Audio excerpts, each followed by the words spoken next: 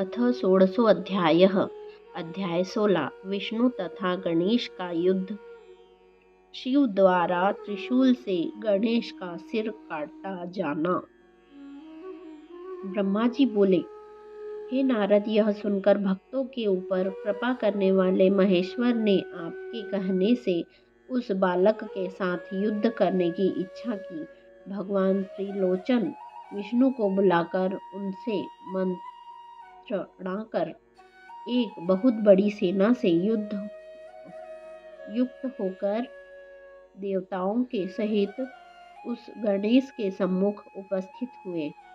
उस समय सर्वप्रथम शिव की शुभ दृष्टि से देखे गए महाबलवान देवता महान उत्साह वाले शिवजी के चरण कमलों का ध्यान करके उनके साथ युद्ध में प्रवृत्त हुए।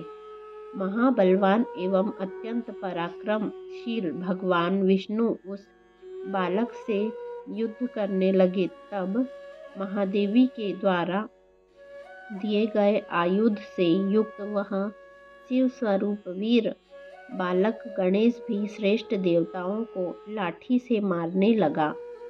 शक्ति के द्वारा प्रदत्त महान बल वाला वह सहसा विष्णु पर भी प्रहार करने लगा।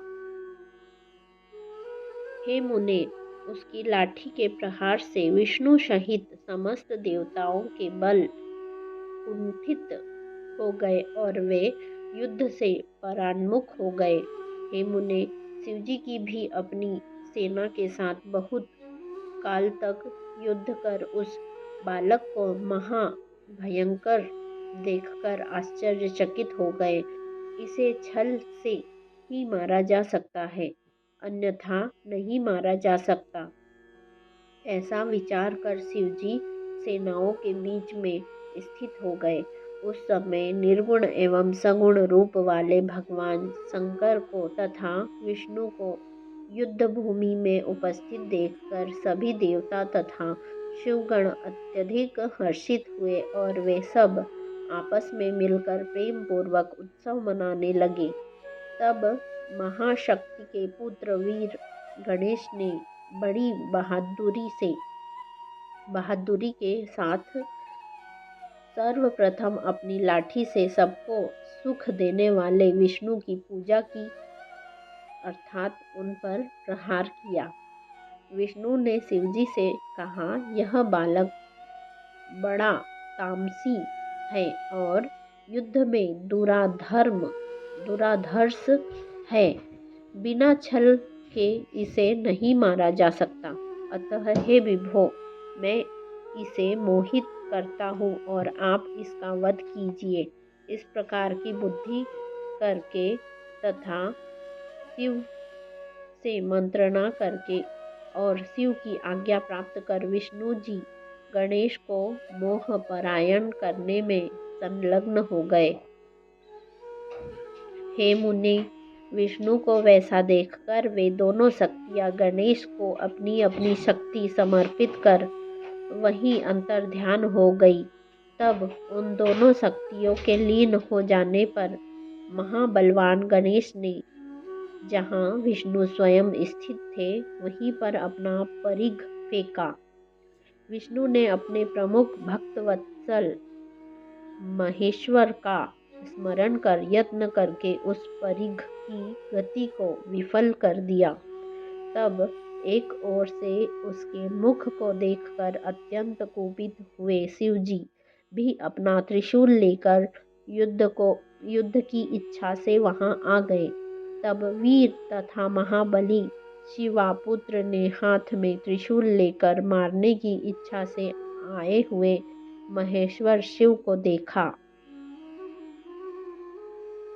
तब अपनी माता के चरण कमलों का स्मरण करके शिवा की शक्ति से प्रवर्धित होकर उस महावीर गणेश ने शिव शक्ति से उनके हाथ पर प्रहार किया।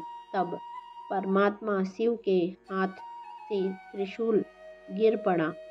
यह देखकर उत्तम लीला करने वाले शिव ने अपना पिनाक नामक धनुष उठा लिया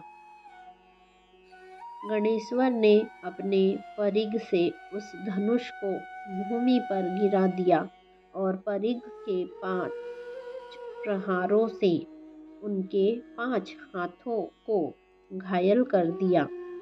तब शंकर ने त्रिशूल ग्रहण किया और लौकिक गति प्रदर्शित करते हुए वे अपने मन में कहने लगे, अहो, इस समय जब मुझे महान क्लेश प्राप्त हुआ तब गणों की क्या दशा हुई होगी।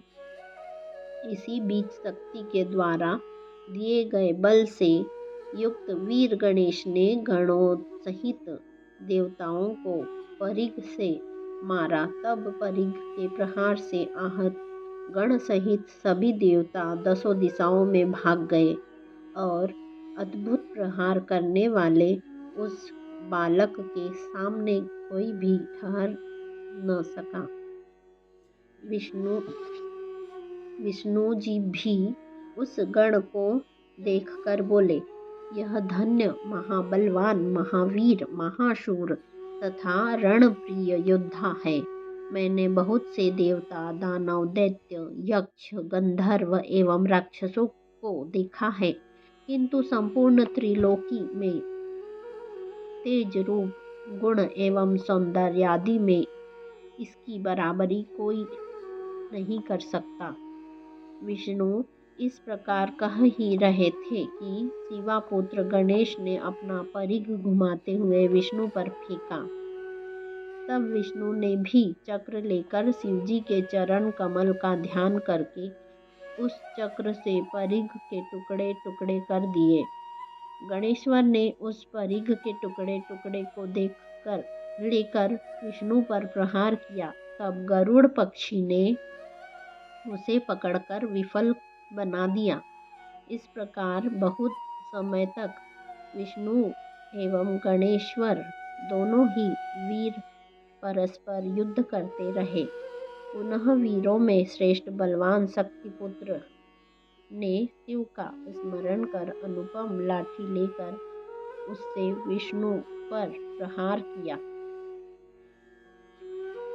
विष्णु उस प्रहार को सहन करने में असमर्थ होकर पृथ्वी पर गिर पड़े और पुनः शीघ्रता से उठकर उस शिवापुत्र से संग्राम करने लगे। इसी बीच अवसर पाकर पीछे से आकर शूलपाणी शंकर ने त्रिशूल से उसका सिर काट दिया। हे नारद, उस गणेश का सिर कट जाने पर गणों की सेना तथा देवगणों की सेना निश्चिंत हो गई। इसके बाद आप नारद ने जाकर देवी से सब कुछ निवेदन किया और यह भी कहा, हे मानिनी, सुनिए, आप इस समय अपना मान मत छोड़ना। हे नारद, इस प्रकार कहकर कलह प्रिय आप अंतर्ध्यान हो गए। आप विकार रहित है तथा शिवजी की इच्छा के अनुसार चलने वाले मुनि हैं। इस प्रकार श्री शिव महापुराण के अंतर्गत द्वितीय रुद्र संहिता के चतुर्थ कुमार खंड में गणेश गणेश शिर छेदन वर्णन नामक 16वां अध्याय पूर्ण हुआ। आगे आने वाले अध्यायों की जानकारी के लिए बेल आइकन प्रेस कीजिए। कमेंट में हर हर महादेव अवश्य लिखिए। धन्यवाद।